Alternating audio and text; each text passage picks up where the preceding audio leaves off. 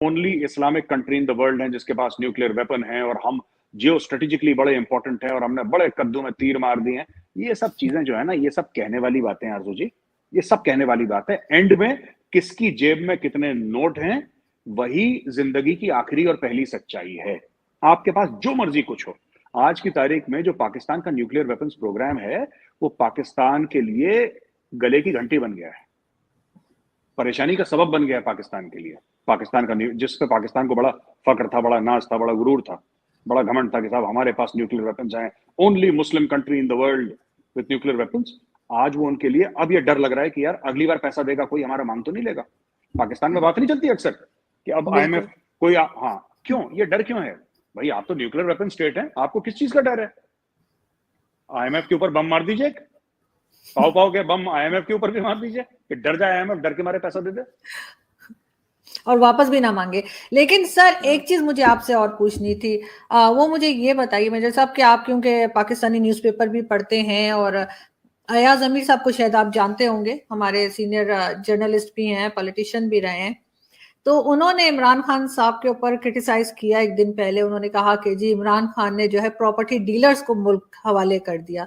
दूसरे दिन उनको जाके किसी ने मारा पीटा, 6 लोग थे, उनको काफी उन्हें मारा है, उनका मोबाइल ले गए, पिक्चर्स आ रही हैं और वो सब कुछ न्यूज लगी हुई है सोशल मीडिया के ऊपर। आपके ख्याल से वो प्रॉपर्टी डीलर किसको कह रहे थे और आपके ख्याल से अयाज अमीर साहब को मारा किसने होगा? आरजू जी, इसके पहले मैं थोड़ी सी अयाज अमीर के साहब के बारे में कहानी आपको सुनाना चाहता हूँ। पहली बात तो मैं उनकी बहुत इज्जत करता हूं, और अगर आपकी बात कभी हो अयाज अमीर साहब से तो मेरा सलाम उनको जरूर पेश करिएगा। डेफिनेटली।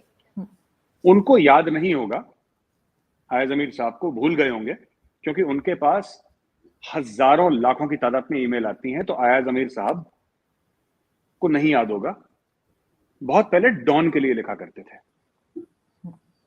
ठीक है, और इनका नीचे ईमेल आईडी आता था। मैंने डॉन के न्यूज़पेपर के ऑफिस में फोन करा कि मुझे इनसे बात करनी है। मैं आज से 10-15 साल पहले की बात कर रहा हूं, मैं आज की बात नहीं कर रहा। खैर, इनके वहां से बातचीत हो नहीं पाई मेरी। मैंने इनको ईमेल लिखा अयाज अमीर साहब को। मुझे यह भी पता लगा कि 1965 वॉर में ये पाकिस्तान आर्मी में थे, इन्होंने भारत के खिलाफ लड़ाई लड़ी। I wrote to him. मैं इनकी राइटिंग का बहुत जबरदस्त आज से फैन नहीं हूं, मैं 15-20 साल से फैन हूं, जब से मुझे पता लगा है कि कोई एक शख्स है कैप्टन अयाज अमीर जो हैं, तो मैं तब से इनका फैन हूं। And I think he is one of the intellectual giants of Pakistan. तो मैंने अयाज अमीर साहब को एक मेल ठोक दी,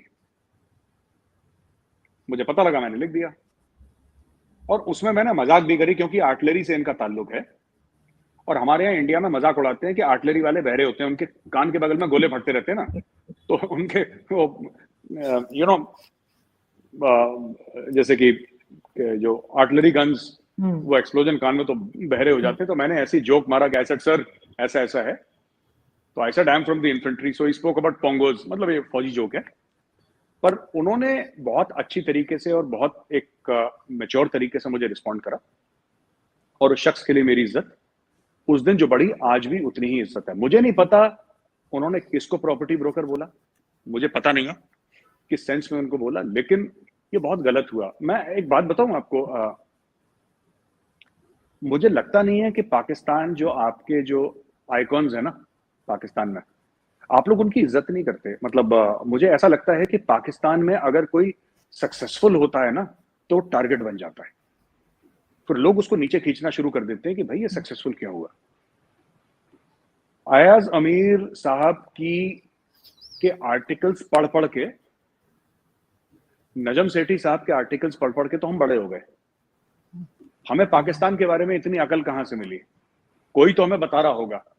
तो पाकिस्तान के, आपने बोला ना कि मैं पाकिस्तानी न्यूज पढ़ता हूं, मैं 90% पाकिस्तानी न्यूज पढ़ता हूं, 10% इंडियन न्यूज पढ़ता हूं, और मैं लोगों के आर्टिकल्स पढ़ता हूं। और उसमें सबसे पहला जो मुझे एडिक्शन हुआ डॉन पढ़ने का, वो अयाज अमीर साहब के आर्टिकल से हुआ। That was the first addiction कि यार ये इतना कमाल का लिखते हैं, how can a person right like this, words के साथ, जिस तरीके की उनकी इंग्लिश थी, जिस तरीके से शब्दों को वो पिरोते थे, जिस तरीके से अपने आइडियाज कन्वे करते थे, this is you cannot teach this and you cannot learn this. ये नेचुरल होता है किन्हीं किन्हीं में ना, किन्हीं किन्हीं में नहीं होता, किन्हीं किन्हीं में होता, उनमें था। तो तब मुझे पता लगा कि he was from the Pakistan army. 1965 में जो इंडो पाक वॉर हुआ था उसके वेटरन थे, आर्टिलरी के हैं, रेजिमेंट ऑफ आर्टिलरी के हैं, ये सब मुझे पता लगा। तो उन्होंने मेरा बड़ा एक प्यार मोहब्बत का इन्होंने जवाब भी दिया। एंड ये चकवाल के हैं रहने वाले। जी बिल्कुल। इन्होंने मुझे याद है उस ईमेल में उन्होंने बोला था कि आप अगर पाकिस्तान आएंगे आप चकवाल जरूर रहिएगा, बी माय गेस्ट।